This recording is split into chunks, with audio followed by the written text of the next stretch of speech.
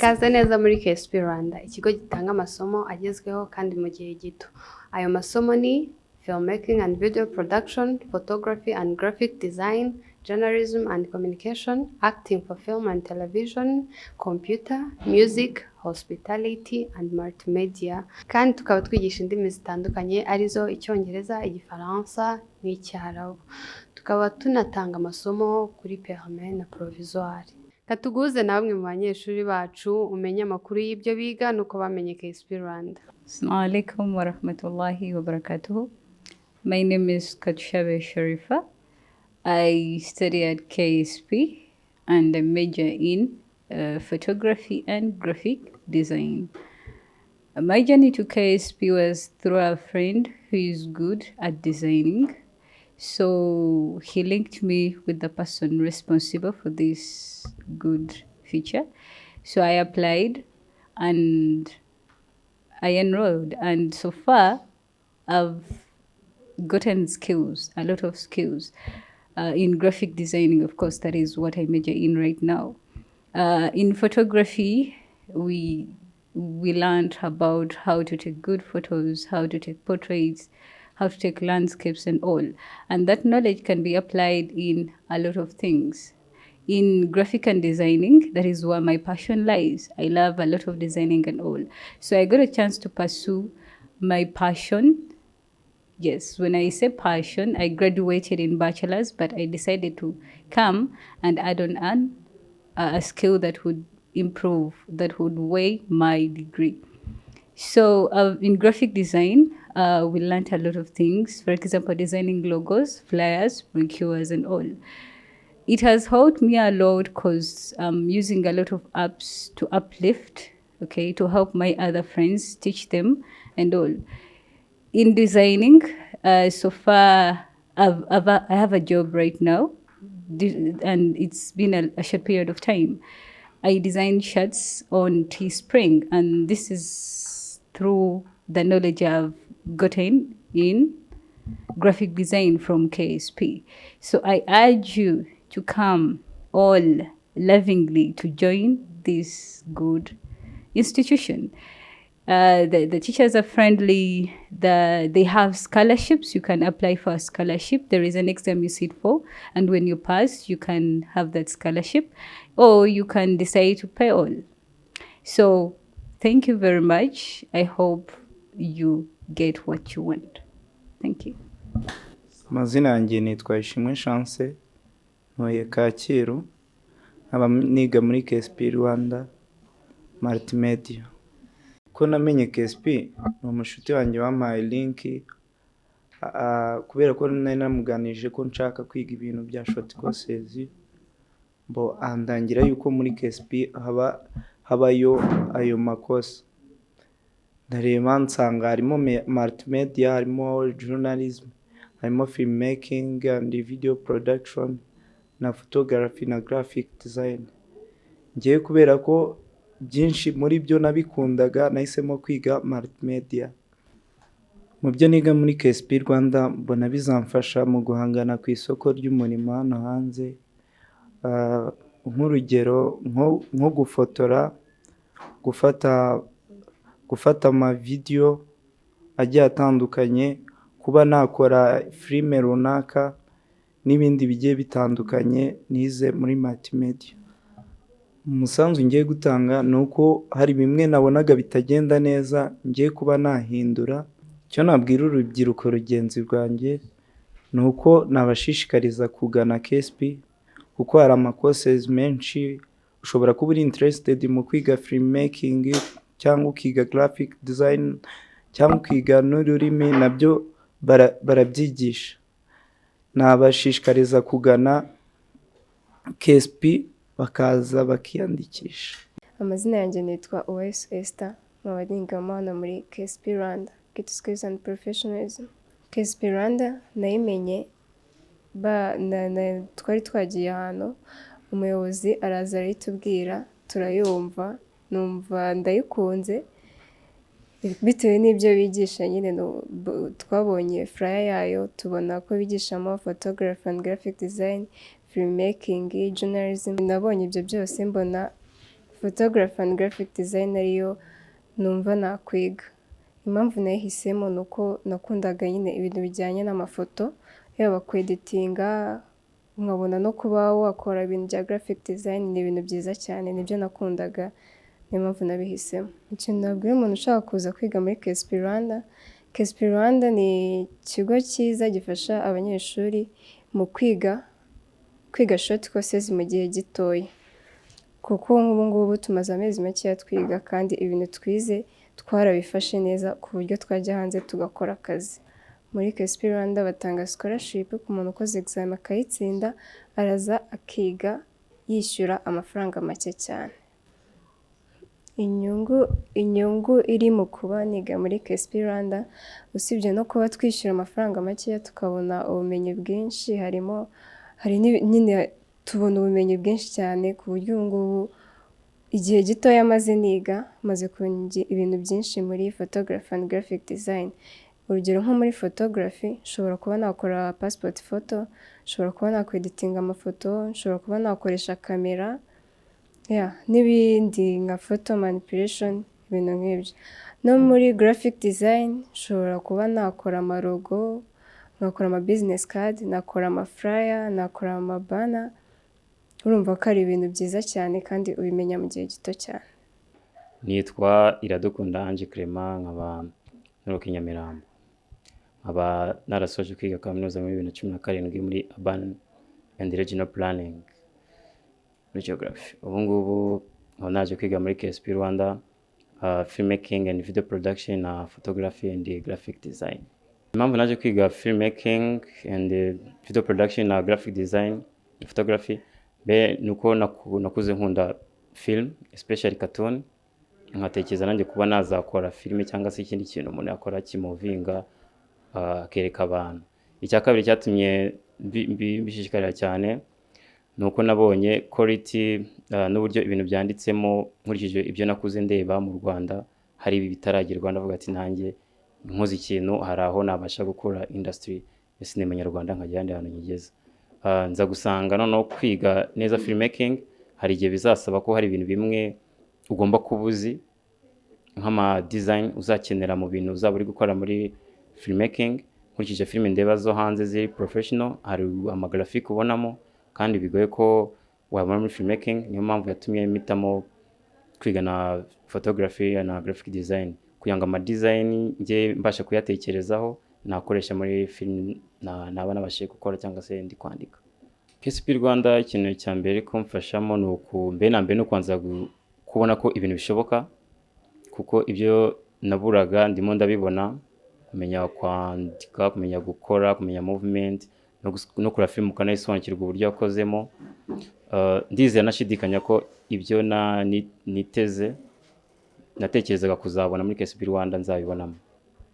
Nk'umu filmmaker nkaba n'umuphotographer, ikintu cya mbere ni ukuzana impinduka nziza yongera ku byari bisanzwe byiza, innovation, tukabasha kuvumbura nyine tukazana karite iri hejuru, ku buryo aho kugira ngo abantu batekereza ko ibintu byiza biba mu mahanga gusa, no mu Rwanda twabihazana tugendeye ku bintu biri ku rwego rwo hejuru rw'abantu babivumbuye. Ubutumwa nagira abantu batazi KSP Rwanda nuko baza muri KSP Rwanda bakareba nabo ibihari. Icyo nzi cyo nuko bageze bashima, hari ibintu byiza byabafasha. Ushaka kutiga filmmaking na photography nkanjye ugahitamo kimwe muri ibyo, kandi uko iterambere rigenda riza ibyo bintu biri kugenda bigerwaho cyane byagufasha kugera ku nzozi zawe. Amazina yanjye nitwa Sandra. Impamvu naje kwiga muri KSP Rwanda nuko numvishe nyikunze, nicyo kintu cya mbere cyatumye nza kwiga muri KSP. Hanyuma ikindi nayimenye nyine bayitwinshishikarije, batubwira ibyo bigisha, mukumva ibyo bigisha numva ndabikunze, nanjye mpitamo kuza kwiga muri KSP.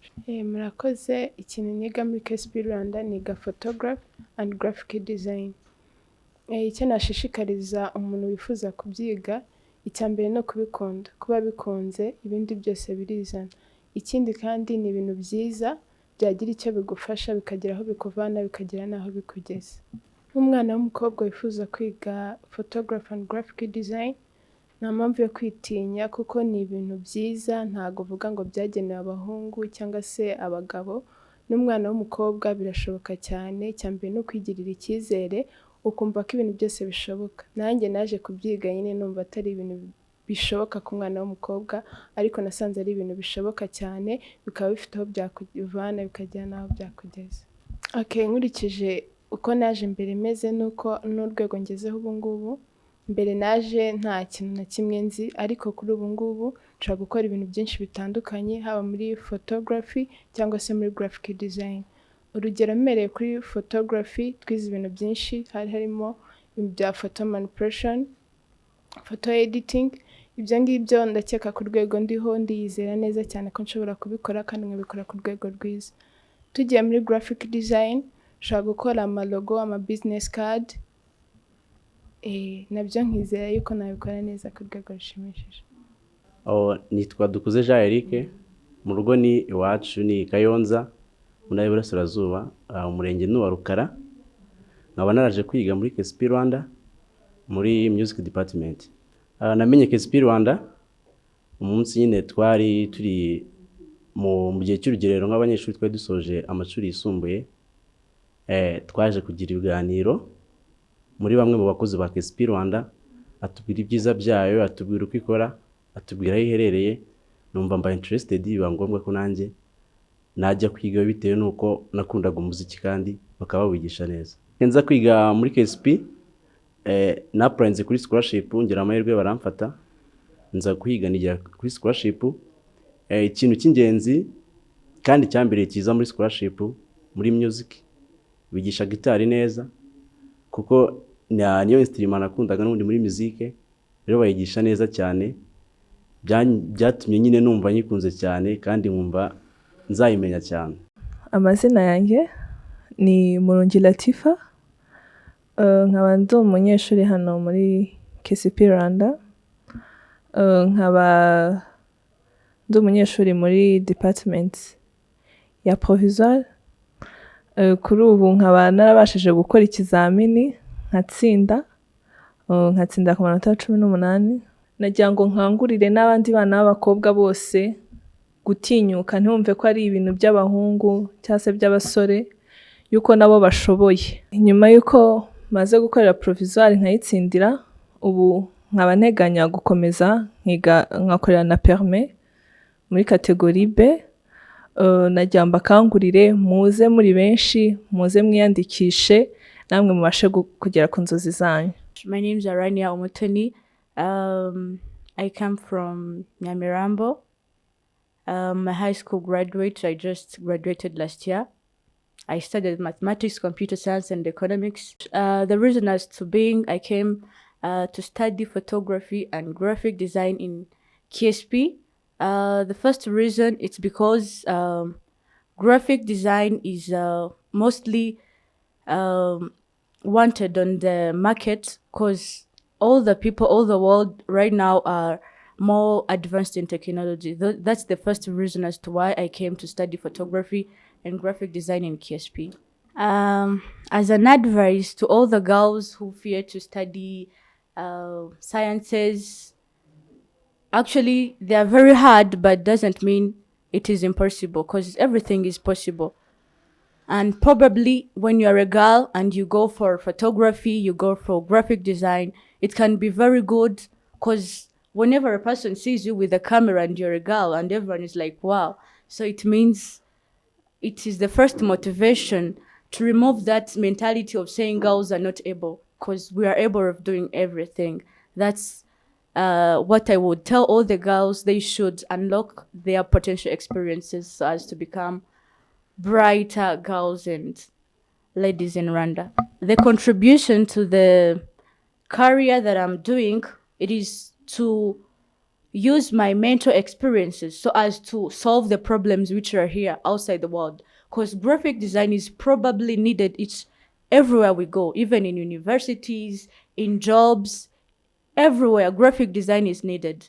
So me, as my contribution, is to use the skills that I got from Key to Skills and Professionalism, which is KSP, so that I can use them outside. I can be competent to make different logos, to make banners, so as I can get money, me myself, and also to solve the world problems here in country. Nitwa Bushra Sahla, mu mujyi wa Kigali Nyarugenge.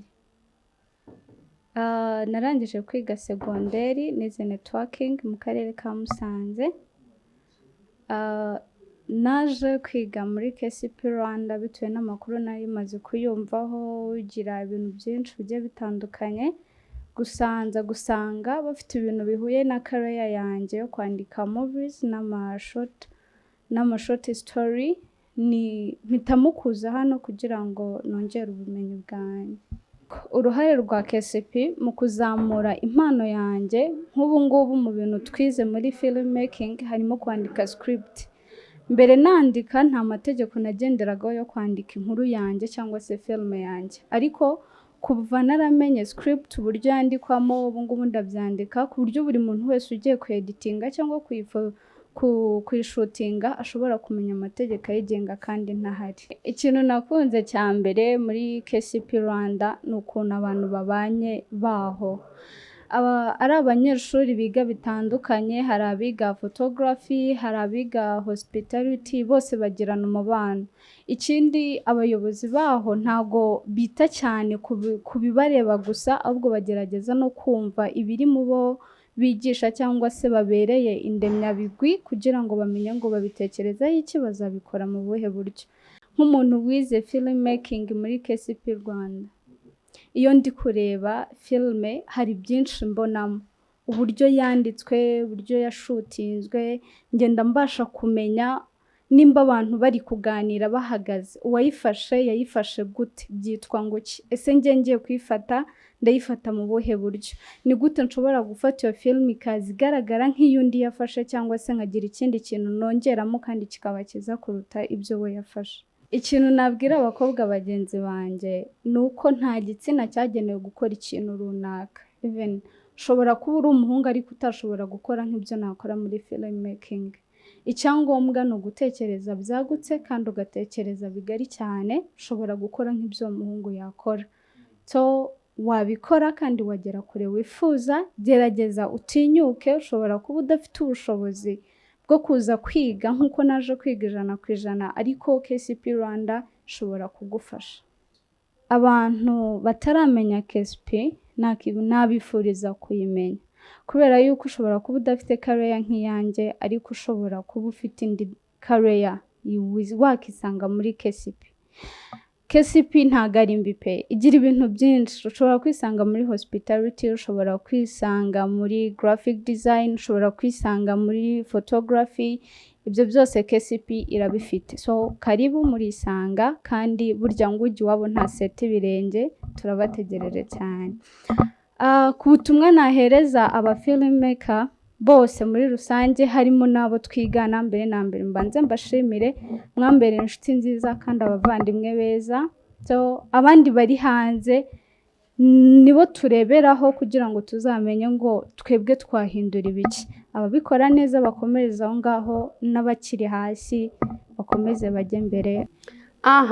Mbonye ko amasomo agenda neza muri KSP Rwanda n'abanyeshuri bishimye.